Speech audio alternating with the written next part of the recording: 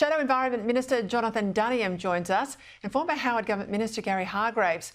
Well, Gary, the PM, I find this extraordinary. So keen is he at the ASEAN summit next week in Melbourne that he wants to show off his EV fleet. These are very expensive BMWs, $700,000 plus. So they're going to drive the cars, presumably from the depot in Canberra to Adelaide, to Melbourne. They're going to drive all these people around. I know exactly what it costs per hour for these Comcar drivers. This is extraordinary, all for a bit of PR. Yeah, and isn't that really typical of this bloke? And of course, the TA that goes with the PR. Look, Peter, I think this is what's going to happen. These cars are driving, of course, to the most unreliable power supply in Australia, which is the state of Victoria, where, you know, you can't charge them overnight for certainty because the power could go out. I mean, that's just Victoria's power system. It's hopeless. Spot on. So what they're doing, and it's a bit like a secret operation. You know how those long-range jets fly with the refuelers along the way? We're going to see diesel utilities, because we can't afford to buy the EV ute. It's twice the price of a diesel one. But diesel utilities loaded up with diesel fuel and generators that are going to be there to plug these cars in on the road as they come down from Adelaide and Canberra, and indeed probably around the city of Melbourne. So they'll be secretly using, as is always the case, a fossil fuel to run their EVs. I mean, every EV on the road in Queensland, the greatest coal-producing nation state in the world, is powered by coal. And so this is what's going to happen. They're all going to be powered by diesel generators plugged into the cars, possibly while they're driving along. It's a refuelling operation, Peter. You know it. We might all laugh, but Gary and Jono know that there'll be someone down in an apartment with a little piece of paper, a little brief to a minister outlining some sort of fallback scenario just like that. Got an idea. And Jono, we've got the Motor Traders, the Motor Traders Association.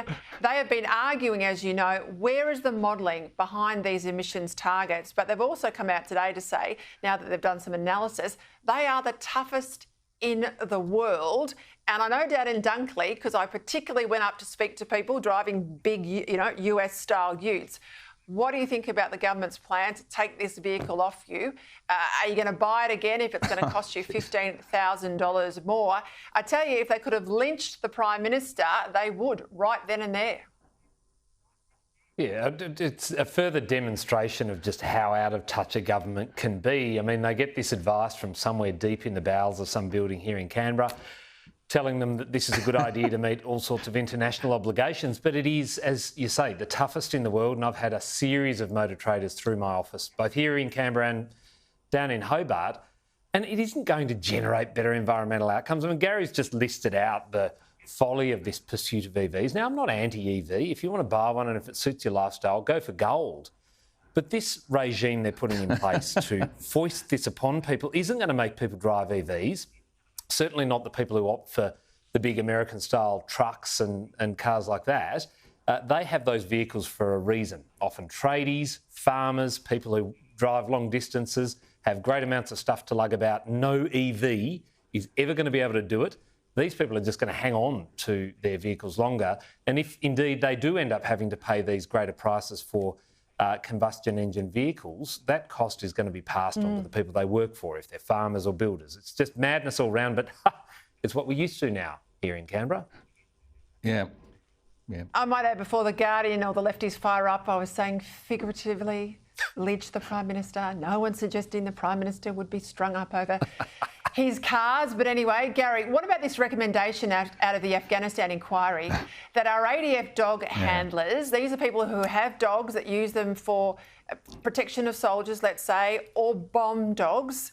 You know, there's been some suicide bombers that have been held back because of these dogs. They've saved lives. They've got to now undergo cultural sensitivity training. You're kidding me. Yeah. Well, look, why not? They should. You know, Peter, the Defence Department's now reached this amazing point where we've got the biggest island nation in the world, the only nation that inhabits one entire continent. All around us is ocean. We've got no real navy now. Our navy assets are in serious decline. We probably should be having at least 3 or 4 aircraft carriers and all the vessels that go with it, but no plans about that. And now we've got to send a memo to our enemy if we want to shoot them, if we want to attack them, and if we want to sniff at them because we think maybe they've got a bomb. I mean, this Defence Department has been completely beggared up by the whole Russell officers' approach to this thing. You know, it's an army and a navy and an air force is a great place if only you don't fight wars. And so we've got people who are more worried about the ICE Vovo allowance than, in fact, finding the bullets for the guns or the guns for the bullets, and indeed the munitions that we need. Peter Dutton tried to fix it up. He tried to fix it up. Peter Dutton, as Defence Minister, tried to fix it up. And this mob are just drifting aimlessly, without power, without direction, waiting for the winds. I am really fearful of where Australia is at. We're being attacked from within by the way in which our key institutions are being broken by the woke. And we're being, I think, potentially attacked from beyond because we basically just ring us up, make an appointment, invade. That's where we're at right now. And be very sensitive to our culture, you know, when you do, please, to our enemies out there watching. John, let's go to the housing crisis because we talk about this a lot. We know it is predominantly supply. So what I don't understand is that the dance the left is doing, and Labor is doing it, the Greens are doing it at least overtly, Labor's doing it covertly, about getting rid of negative gearing. And we find because of all of the taxes now, particularly state government taxes, hitting landlords, there's been a 30% jump in landlords selling off their properties. They're saying, I just can't make it work anymore, we're walking away. Now, this is a reduction in the available pool, and we've got record migration. And Labor's Help to Buy scheme, of which then the Labor Party owns 40% of your home, God forbid, that's being held up in the Parliament. Yeah, there's no clear pathway to delivering on any of the promises they've made when it comes to housing availability or affordability. And we've said it on this program before, supply, addressing the supply issues is where the answer is at. The Help to Buy scheme sounds great, but it is a ridiculous proposition on every level. Government owning part of your home, and it's means tested, and if you earn $1 more than you're supposed to be within the bracket, then you're going to have to go and refinance. There's all sorts of trouble associated with that. But yes, people are spooked about investment properties. This talk of negative gearing and capital gains reforms that Labor will do, just they promised they won't, or it's not on their agenda, they will go there, means people are selling their homes. So that has major ramifications for renters, people who can't yet afford to buy a home. But there is no real or proper solution coming from this government, and they talk a big game. You add in what you just mentioned, the number of people that will be coming to this country and making it home.